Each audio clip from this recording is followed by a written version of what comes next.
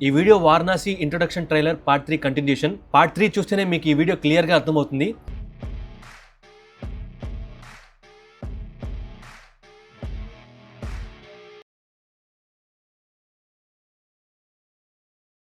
Hello everyone, welcome back to solid movies of నేను మీ SRB. Content లోకి వెళ్ళిపోతాం. అలా మందాకిని అండ్ రుద్ర వాళ్ళు కుంభ టీమ్ కి ఉగ్రబట్టి కేవ్ లో చిక్కుతారు. దెన్ మందాకిని యూస్ చేసుకుని రుద్రను తన పని కోసం తీసుకెళ్దామని ప్రయత్నిస్తాడు కుంభ. ఎందుకంటే ఇక్కడ చినమస్తా అమ్మవారి కోసం అర్ధరాత్రి పౌర్ణమి వెన్నెల్లో పూజలు చేస్తున్న ఆ తాంత్రికుడి పూజలు ఫలించి కుంభకు కావాల్సిన ఒక మహజ్జాతకుడి జాడ దొరుకుతుంది. అందుకనే తను అమ్మవారి ముందు ప్రత్యక్షమవుతాడు. అంటే అనుకోకుండా మందాకిని వల్ల తను దొరుకుతాడు. అలా అక్రమంగా ప్రవేశించిన వాళ్లను ఆ బాడీ గార్డ్స్ చూసి గన్స్ తీసి కాలుస్తున్న బాడీ గార్డ్స్ ని ఆ తాంత్రికుడు చూసి ఆ బ్లాక్ కలర్ ఎటైర్ లో ఉన్న బాడీ గార్డ్స్ ని తన మంత్రోచ్చరణతో ఆ తాంత్రికుడు బూడిదగా మార్చేస్తాడు. అంటే అక్కడ కనిపిస్తున్న మందాకిని రుద్ర మీద గన్స్ తో కాల్చిన ప్రతి ఒక్కడు ఒక్క తాంత్రిక మహామంత్రంతో భస్మమైపోతారు. అంటే మెట్ల మీద పక్కనే ఉన్న ఆ కాగడాల అగ్నికి ఆహుతైపోతారు. అండ్ అలాగే వాళ్ళను కాల్చని వాళ్ళు బ్రతికే ఉంటారు. దెన్ అలా ఆ మాయతో మందాకిని స్పృహ కోల్పోయేలాగా చేసి ఆ తాంత్రికుడు బంధిస్తాడు. అలా ఆ ఉగ్రబట్టి కేవ్ నుండి ఆఫ్రికా అడవుల్లో ఉన్న కుంభ దగ్గరకు వాళ్లను తీసుకువెళ్లి రుద్రను కుంభ ముందు మోకరిల్లేలాగా చేస్తాడు. దెన్ రుద్ర తప్పక తన భార్య కోసం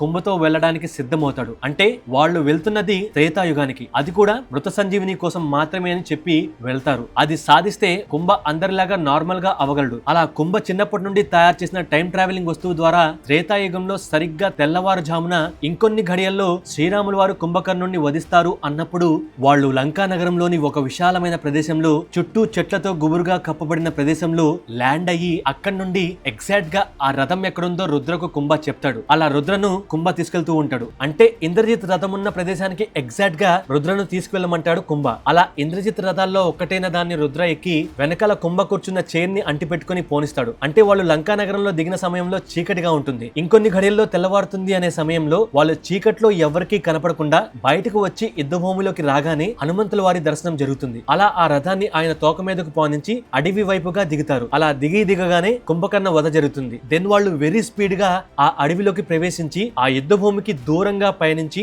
అక్కడే దగ్గరలో ఉన్న ఒక అతిపెద్ద కొండరాయి వెనకాలకు వెళ్ళమని కుంభ చెప్తే ఛత్రంలాగా ఉండే ఆ కొండరాయి వెనకాలకు రుద్ర ఆ రథాన్ని పోనించి ఆ రథాన్ని అక్కడ ఆపి కుంభాచేయిని ఆ రథం నుండి వేరు చేసి ఆ రథాన్ని ఆ గుర్రాన్ని ఆ కొండరాయి కింద కదలకుండా దాచిపెట్టి వీళ్ళు కూడా అదే రాయి కింద సాయంత్రం అయ్యే వరకు వెయిట్ చేస్తూ ఉంటారు. ఎందుకంటే మరికొద్ది క్షణాల్లో కోట ప్రాంగణంలో అభిచార హోమం చేసి ఇంద్రజిత్ ఆ యుద్ధ ప్రాంగణానికి వచ్చి అదృశ్యమవుతూ ఆకాశం నుండి బాణాల వర్షం కురిపించి 67 కోట్ల మందిని చంపేసి వెళ్లిపోతాడు. దెన్ అదంతా అయిన కొన్ని క్షణాల్లో అక్కడికి సంజీవిని పర్వతం తీసుకొస్తున్న హనుమంతుల వారిని ఆకాశంలోనే చూసి ఆ పర్వతానికి దగ్గరగా రుద్రను కుంభ తీసుకువెళ్ళమంటాడు. అలా ఆ ఔషధి పర్వతానికి దగ్గరగా పోగానే అక్కడ మరణించిన వానరులాగానే కుంభకి కూడా కాళ్ళు చేతులు పనిచేయడం స్టార్ట్ అవుతాయి. మెల్లిగా పైకి లేచి బలవంతుడవుతాడు. మళ్ళీ హనుమంతుల వారు ఆ పర్వతాన్ని వెనక్కు తీసుకువెళ్లే లోపు వీళ్ళు అక్కడి నుండి అతి వేగంతో రథం ఉన్న ప్లేస్ కి వెళ్లి మళ్ళీ యథావిధిగా అదే రథంలో అత్యంత వేగంతో లంకా నగరానికి యుద్ధ భూమికి ఇంకా దూరంగా మహా అరణ్యంలోకి పయనిస్తారు. అదొక మహాకారడవి. అత్యంత గుబురుగా పగలు కూడా చీకటిగా ఉండే ప్రదేశంలో భయంకరమైన అడవిలో అత్యంత చీకటిలో రాత్రిపూట అది కూడా అర్ధరాత్రి అదే రథం మీద పయనిస్తూ ఉంటారు. అలా కొన్ని ఘడియల తర్వాత కొంతసేపటికి ఏదో పెద్ద ఆకారం వాళ్ళ ముందుకు వచ్చి ఆగినట్లుగా అనిపించి ఆ రథం ఆపగానే అమాంతంగా ఒక రాక్షసి ఆ రథంతో సహా వాళ్ళను అమాంతంగా నోట్లో పెట్టుకుని తినేద్దామనుకుని ముందుకు వచ్చి నోరు తెరవగానే ఒక్కసారిగా దుష్కృత ధారణి అనే మాట వినిపిస్తుంది. దెన్ అక్కడ ఒక పెక్యులర్ రక్తపు వాసన వచ్చి తినేద్దాం అనుకున్న ఆ రాక్షసి ఒక్కసారిగా మోకరిల్లి క్షమాపణ చెప్పి దగ్గరుండి వాళ్లను లోయలోకి అతి భయంకరమైన రాక్షసులు కాపలా కాస్తున్న మర్రి చెట్టు వద్దకు తీసుకువెళ్తుంది. అదే నికుంభిల అభిచార హోమం చేసే ప్రదేశం. అక్కడికి తీసుకువెళ్లి ఎవరూ రాకుండా కాపలా కాయమని మిగతా వారికి కూడా ఆదేశాలు ఇచ్చి అక్కడే తను కాపలా కాస్తుంది. ఎందుకని ఆ రాక్షసి వాళ్ళని తినకుండా ఆ అర్ధరాత్రి కటిక చీకట్లో దగ్గరుండి దారి చూపించింది అంటే కుంభ వాయిస్, తన రూపురేఖలు, తను పిలిచే విధానం, అంటే దుష్కృత ధారిణి అని పిలిచే విధానం మరియు తనలో ఉండే రక్తం, ఆ డిఎన్ఏ మచ్చుకు మచ్చు అచ్చం ఇంద్రజిత్ వలె ఉంటాయి. అందుకనే రక్తపు వాసన చూసి మారువేషంలో మాయావిగా ఇంద్రజిత్ తన రథంలోనే వచ్చాడని అనుకొని ఆ రాక్షసి దారి చూపిస్తుంది. అలా చేరుకున్న కుంభ ఆ చైర్ నుండి లేచి స్నానం ఆచరించి ఎర్రటి వస్త్రాలు ధరించి నికుంభిల అభిచార హోమానికి కావాల్సినవి సమకూర్చుకొని అక్కడే సిద్ధంగా వేచి ఉంటాడు. అంటే ఆకాశంలో మొదటి సూర్యకిరణం రాగానే అక్కడి రాక్షసులకు చెప్పమని ఆదేశిస్తాడు. అలా ఆ మొదటి సూర్యకిరణం రాగానే తూర్పు వైపుగా అభిముఖం చేసి హోమం మొదలుపెట్టి పూర్తి చేస్తాడు. ఆ హోమ ఫలం దాని పూర్తి శక్తి కుంభకు దక్కుతుంది. ఆ వెంటనే సమయం లేక బయలుదేరదాం అనుకునే లోపు లంకా నగరం నుండి అప్పుడే వచ్చిన రాక్షసి ఒకటి దాన్ని ఒక్క వేటుతో కుంభ ఆ 30 అడుగుల రాక్షసిని చంపేస్తాడు. ఎందుకని ఆ వచ్చిన రాక్షసి దాడి చేసింది అంటే తను ఇంద్రజిత్ ఆదేశాల మేరకు నికుంభిల హోమానికి సిద్ధం చేయడానికి వస్తుంది. ఆ ఆదేశాలను స్వయంగా ఇంద్రజిత్తే తన కోటలో ఉండి ఇస్తాడు. అది కూడా నికుంభిల అభిచార హోమం కోసం. దెన్ ఈలోపు ఇంద్రజిత్ తన కోట నుండి యుద్ధ భూమిలోకి వెళ్లి ఆకాశంలో హనుమంతుల వారు ఉన్న వైపుగా వెళ్లి మాయతో ఒక రాక్షసిని ఇల్యూజన్ తో సీతమ్మ వారిగా చూపిస్తూ ఆ ఘోరం చేసి అక్కడి నుండి నికుంభిల ప్రాంతానికి బయలుదేరదాం అనుకుంటాడు. అలా అనుకొని అదంతా చేసి బయలుదేరతాడు. కానీ ఈలోపే కుంభ ఆ హోమం పూర్తి చేసి అక్కడి నుండి వెళ్లిపోవాలని చూస్తున్నప్పుడు ఆ రాక్షసి వస్తుంది. అసలేంటి నికుంభిల అభిచార హోమం? దానికి ఎందుకంత ఇంపార్టెన్స్ అంటే వాల్మీకి రామాయణంలో క్లియర్ గా దాని గురించి చెప్పబడింది. ఇంద్రజిత్ మొదలు పెట్టిన ఆ హోమం గాని పూర్తి చేసి ఉంటే దాని వల్ల అదృశ్యమయ్యే శక్తి ఒకటి వస్తుంది. It's two powerful. దాన్ని ఎవరూ తట్టుకోలేరు, ఎవరికి తను దొరకడు. దెన్ అది గాని ఇంద్రజిత్ కి దొరికితే ఆ యుద్ధంలో రావణాసుడే గెలిచేవాడు. ఒకవేళ ఆ శక్తి ఇంద్రజిత్ కి వస్తే శ్రీరాముల వారు మరియు రావణ సేన ఈ ఇద్దరి సైన్యం కొన్ని వందల కోట్లతో కలిసి వచ్చి ఇంద్రజిత్ తో యుద్ధం చేసినా తనను కనీసం తాకలేరంట.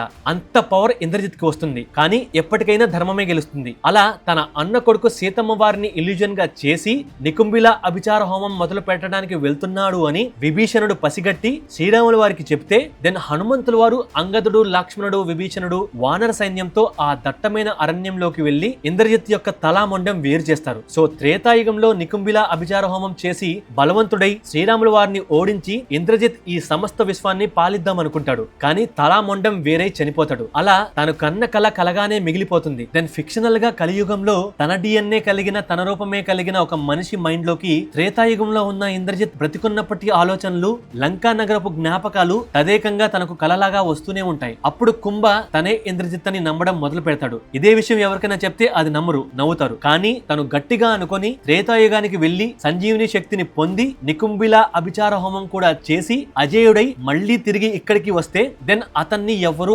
ఆపలేరు. అందుకనే తను లంకా నగరంలో ల్యాండ్ అవగానే ఎప్పుడు ఏ సమయంలో ఎక్కడికి వెళ్ళాలి, ఎలా వెళ్ళాలి, అక్కడ ఎవరెవరు ఉంటారు అనేది క్లియర్ గా కుంభకు తెలుసు. ఆ రథం సమకూర్చుకోవడం, అక్కడి నుండి ఎలా బయటకు రావాలి, యుద్ధ భూమి నుండి అరణ్యంలోకి ఎటు వెళ్ళాలి, అక్కడి నుండి యుద్ధ భూమిలోకి ఎంత దూరంలో ఉంటే గత జన్మలో తను వేసిన బాణాలు తగలవు, సంజీవిని పర్వతం ఎప్పుడు వచ్చి ఉంటుంది, అది ఎక్కడ దించారు, దెన్ అక్కడి నుండి నికుంభిల అభిచార హోమం చేసే ప్రదేశం ఎంత దూరంలో ఉంటుంది, ఎంత సమయం పడుతుంది, అక్కడి నుండి వెళ్తున్నప్పుడు మార్గ మధ్యలో ఎటువంటి ఆటంకాలు నరుల కోసం ఏర్పాటు చేయబడ్డాయి, ఏ ఏ రాక్షసులు అక్కడ ఏ ఏ ప్రదేశాల్లో కాపలాగా ఉన్నారు, వాళ్ళని ఏమని పిలవాలి, ఎలా ఆదేశిస్తే వాళ్ళు వింటారు అనేది పూర్తిగా కుంభకు కలియుగంలో మన టైం పీరియడ్ లో ఉన్నప్పుడే చిన్నప్పటి నుండి ఆ గత జన్మ జ్ఞాపకాలు కలలుగా వస్తూనే ఉంటాయి. సో అదంతా తనకు గుర్తుంటుంది. అయినా సరే తనతో పాటు త్రేతాయుగానికి వెళ్లి మళ్లీ తిరిగి వెనక్కి తీసుకురావడానికి ఒక మహజ్జాతకుడిని వెతికి పట్టుకొని ఈ టైం ట్రావెల్ సమయంలో వాళ్ళిద్దరికీ మృత్యు రాకుండా కొన్ని ఘడియలు కాపాడుకోవడానికి చినమస్తా అమ్మవారి కోసం పూజలు చేయబడ్డ ఒక తాంత్రిక శక్తిని వాళ్ళు ధరించి